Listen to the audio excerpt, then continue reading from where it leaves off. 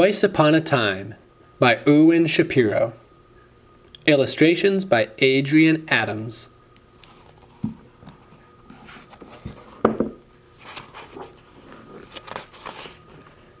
Twice Upon a Time. Once upon a time, there was a writer of stories. His name was Rambling Richard, and he wandered all over the world. He carried with him an ink pot and a bundle of paper.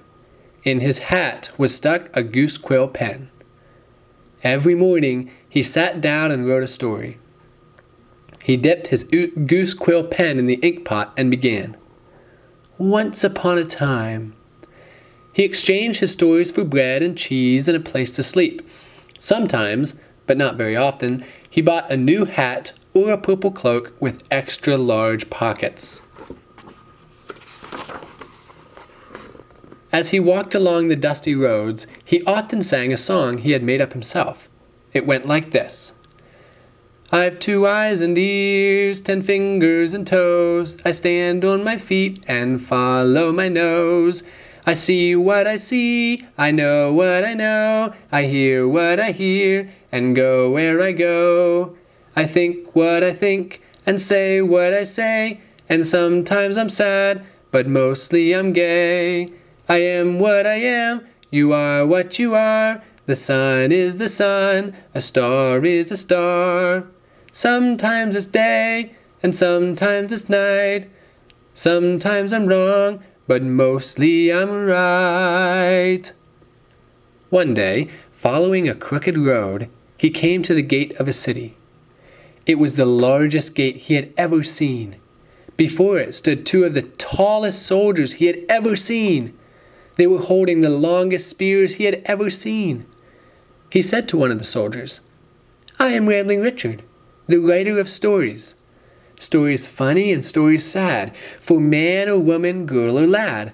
I am also a poet. Can you tell me what place this is? I can, answered the soldier in the deepest voice Rambling Richard had ever heard. This is Gib Gib. Thank you, said Rambling Richard. And now, if you don't mind, I'll go into the city. I've been walking since morning, and it's a rather hot day. In Gib Gib, said the soldier, the days are twice as hot as anywhere else in the world. Is that so? Said Rambling Richard. I hope the nights are cool. In Gib Gib, said the soldier, the nights are twice as cool as anywhere in the world.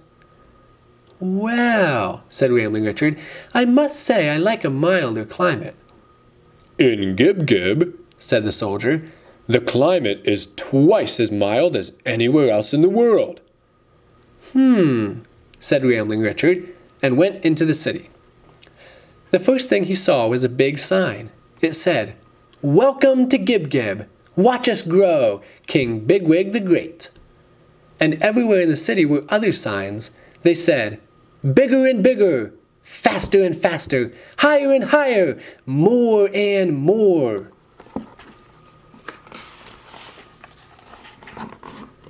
As Rambling Richard looked at the signs, a man came walking down the street. He had a sad face full of wrinkles and crinkles. Hello, said Rambling Richard. Friend, I am Rambling Richard, the writer of stories. Perhaps you can tell me something about Gib Gib. You seem to have a great many signs. We have, said the sad man, twice as many as anywhere else in the world.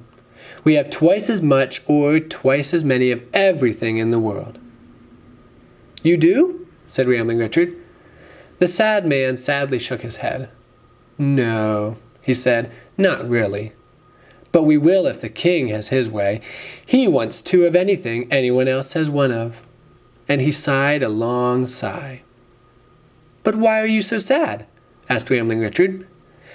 The king wants everything twice as big, or twice as much, or twice as high, or twice as long, said the sad man. And so we have to work twice as hard as anyone else in the world. Then why don't you stop? Said Rambling Richard. Ha! Said the sad man. Look! He pointed to a large dark building. On it was a big sign that said, Double or trouble. Know what that is? He said. That's the jail. It's twice as big as any other jail in the world. That's where you land if you don't obey the king. The sad man sighed again. It isn't as if the king needed two of everything, he said. Why does he need two palaces? Not even a king can live in two palaces at the same time. But there are worse things in Gib-Gib than two palaces. Come with me.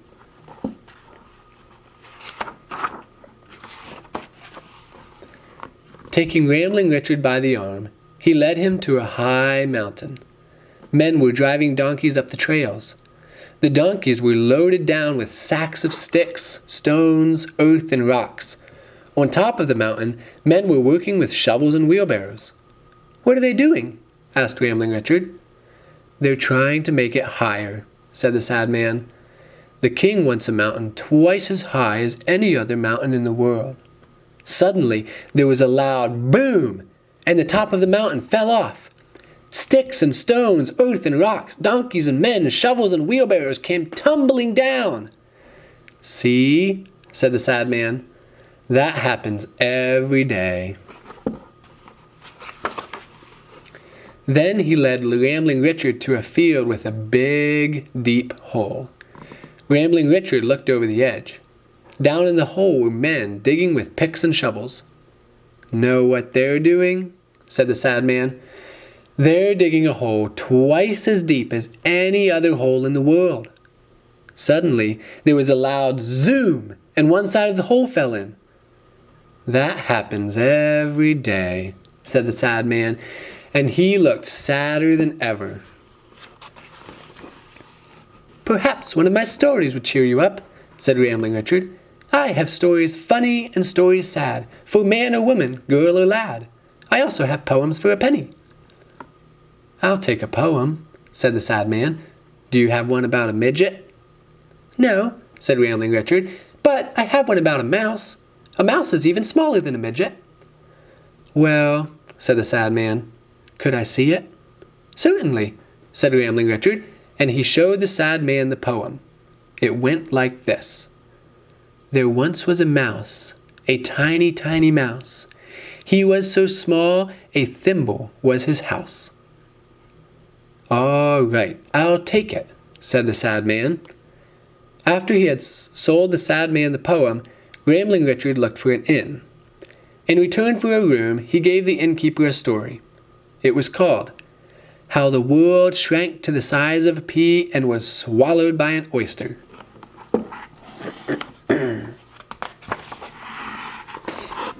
The next morning, Rambling Richard was up early.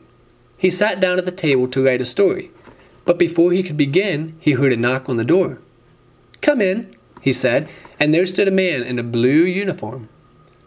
I am the king's messenger, he said. I have a message for you from his royal majesty. And what is the message? Asked Rambling Richard. The king heard you in the city, answered the messenger.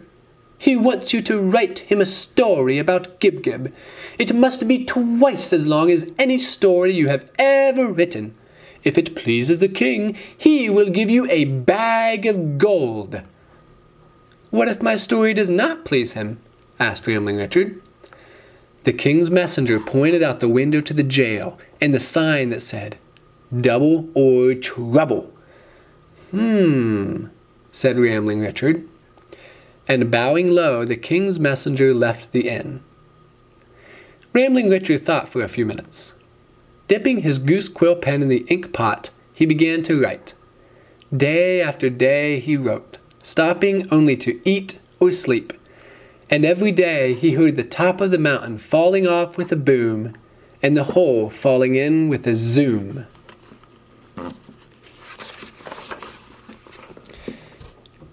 Let me get a drink.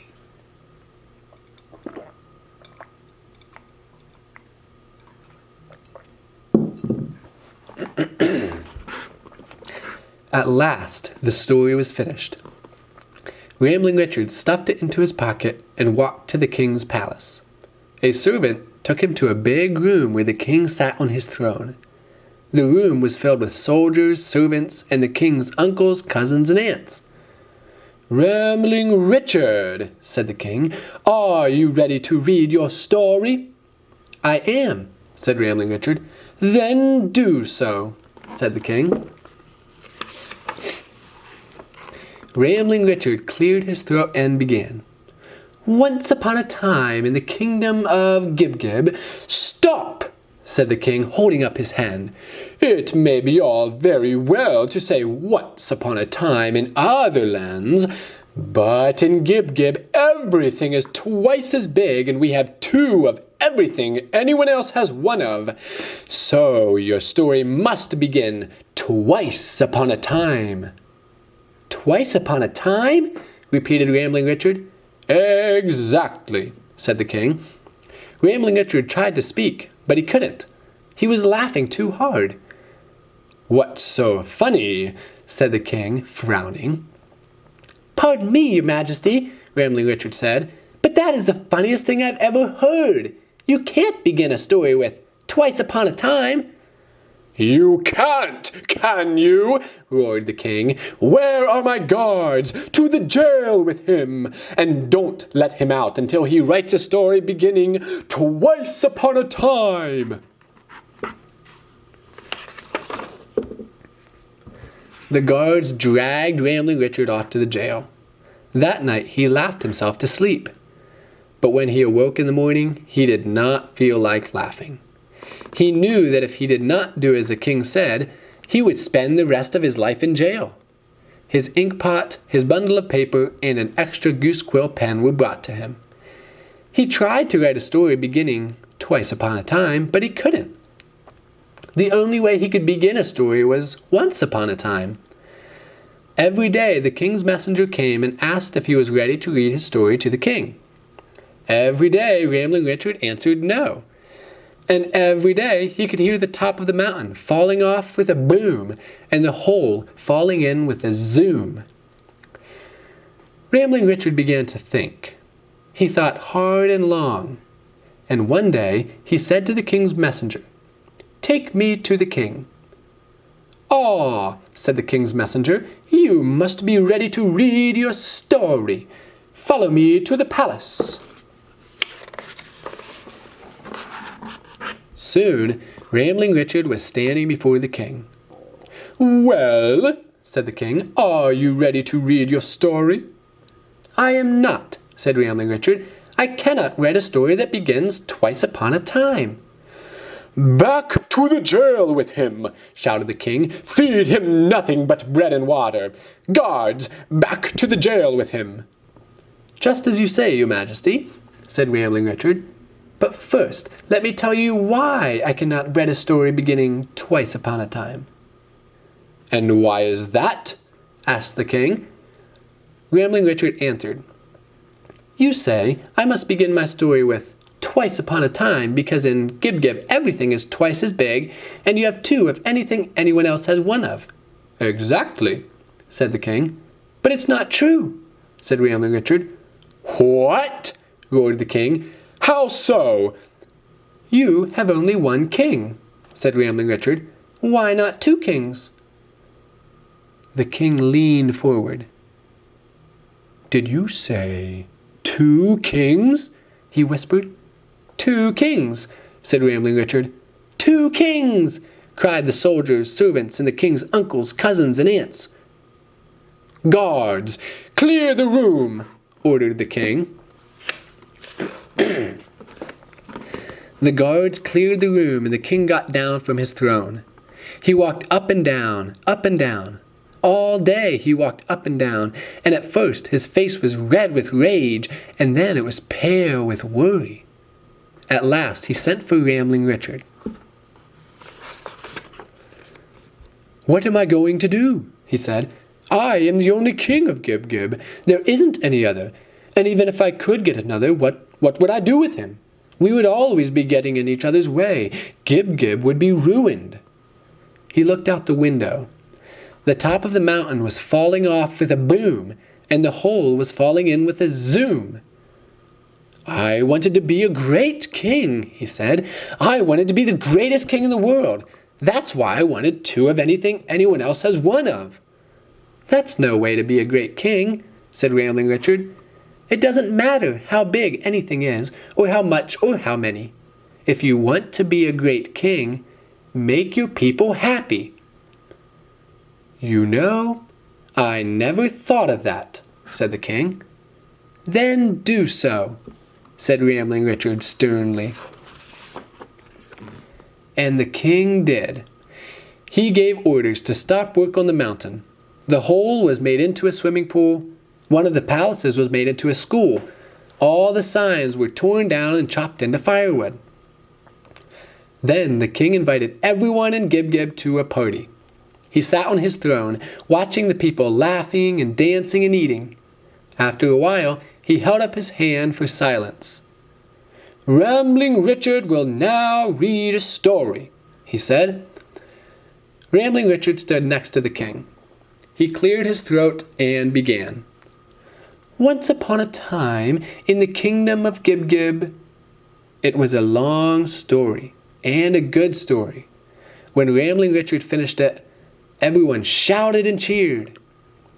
The king said, "Rambling Richard, here is a bag of gold for you. I would like you to stay in Gib-Gib and write stories for me. For your story is twice as long as any I ever heard, and in Gib-Gib—" Rambling Richard looked sharply at him. "I'm sorry," said the king. "I forgot. Excuse me. It won't happen again. All the same, I would like you to stay."